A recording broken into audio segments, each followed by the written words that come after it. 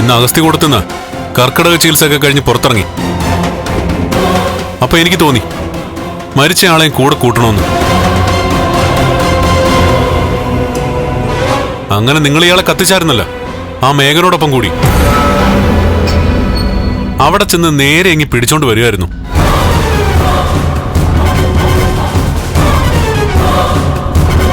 നോക്കണ്ട, കണ്ണൻ പറഞ്ഞതാ സത്യം.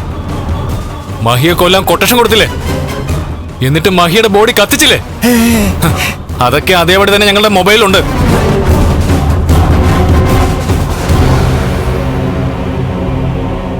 എന്നിട്ടും മഹാലക്ഷ്മി എങ്ങനെ മടങ്ങി വന്നെന്നായിരിക്കും എല്ലാവരും ആലോചിക്കുന്നത്. എന്നാ കേട്ടോ, കൊന്നാലും മഹാലക്ഷ്മി മടങ്ങി വരും. കത്തിക്കുകയാണെങ്കിൽ ആ ചാമ്പലിന്ന് ഉയർത്തെഴുന്നേറ്റ് വരും.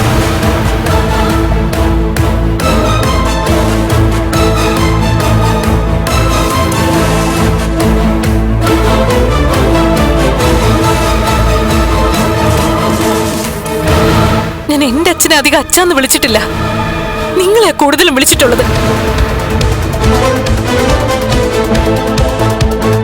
അതുപോലെ തന്നെ മുത്തശ്ശിന്ന് വിളിച്ചത് നിങ്ങളുടെ അമ്മയാ.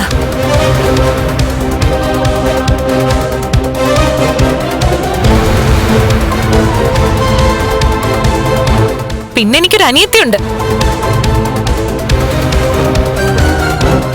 അവളെ സ്വന്തം അനിയത്തെ പോലെയാ ഞാൻ കരുതിയതും സ്നേഹിച്ചതും ഒക്കെ.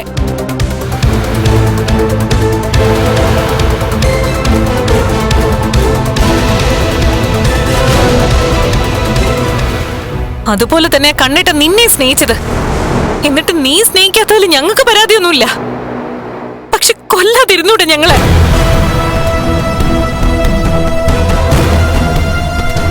അനന്ത് പറഞ്ഞില്ലേ, അന്ന് സംഭവിച്ച എന്താണെന്നറിയാൻ ആകാംക്ഷ കാണും നാലാൾക്കും. നിങ്ങൾക്കൊക്കെ മാത്രമല്ല, ഇനിയുണ്ട് സത്യങ്ങൾ അറിയാൻ ഒരുപാട് പേര്. എല്ലാവരുടെ മൊബൈലിലേക്കും ഇപ്പൊ അയക്കാൻ പോവാ അന്ന് നടന്നതൊക്കെ.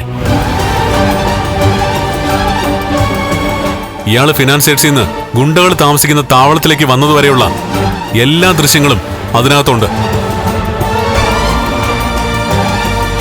അതുകൊണ്ട് ഇനി നടന്നതൊക്കെ വിശദമാക്കി തരാൻ മെനക്കെടുന്നില്ല.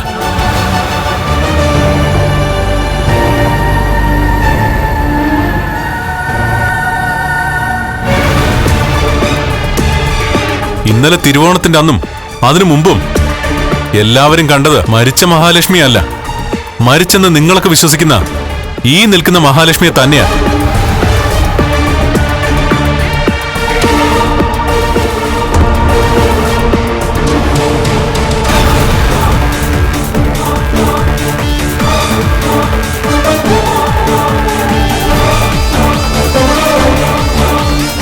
താൻ ഏത് ക്ഷേത്രത്തിലെ പൂജാരിയാടോ? ആ കാട്ടിനകത്ത് ഒരു കരിങ്കാലി ക്ഷേത്രം ഉണ്ടല്ലോ, അവിടുത്തെയാ. തനിക്ക് എന്റെ മുഖം ഓർമ്മയുണ്ടോ?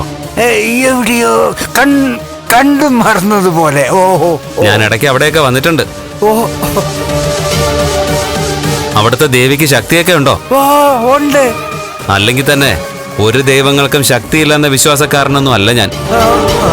പക്ഷേ തന്നെ പോലുള്ളവന്മാർ പൂജിച്ചു കഴിഞ്ഞാലേ ആ ദേവിക്ക് ശക്തിയില്ലാതാവും. അവിടുത്തെ ദൈവങ്ങളെ തൊഴുന്ന ഭക്തർക്ക് ഒരു ഫലവും കിട്ടില്ല. അതുകൊണ്ട് ഇന്നത്തോടെ നീ പണി നിർത്തിക്കോണം. മന്ത്രവാദം മാത്രമല്ല, അമ്പലത്തിലെ പൂജാരിയുടെ റോൾ അവസാനിപ്പിക്കണമെന്നാ പറഞ്ഞത്. എനിക്ക് ജീവിക്കണ്ടേ സാറേ? ഇങ്ങനെ നീ ജീവിക്കണ്ട. അയ്യോ, തട്ടിപ്പും വെട്ടിപ്പും ഇല്ലാതെ മേലനങ്ങി അധ്വാനിച്ച് ജീവിച്ചാ മതി. വേണോ സാറേ? ആ വേഷത്തിൽ വേണം തന്നെ ഇനി കാണാൻ. അല്ലെങ്കിൽ പൊതു നിരത്തിലിട്ടായിരിക്കും ഇനി തന്നെ ഇടിച്ച് പിഴിയാൻ പോകുന്നത്. കേട്ടോ? പിന്നെ പൂജയുടെ പൈസ. തന്റെ പൂജയുടെ പൈസ? അയ്യോ വേണ്ട, പൈസ വേണ്ട, പൈസ വേണ്ട സാർ. ഓൻ.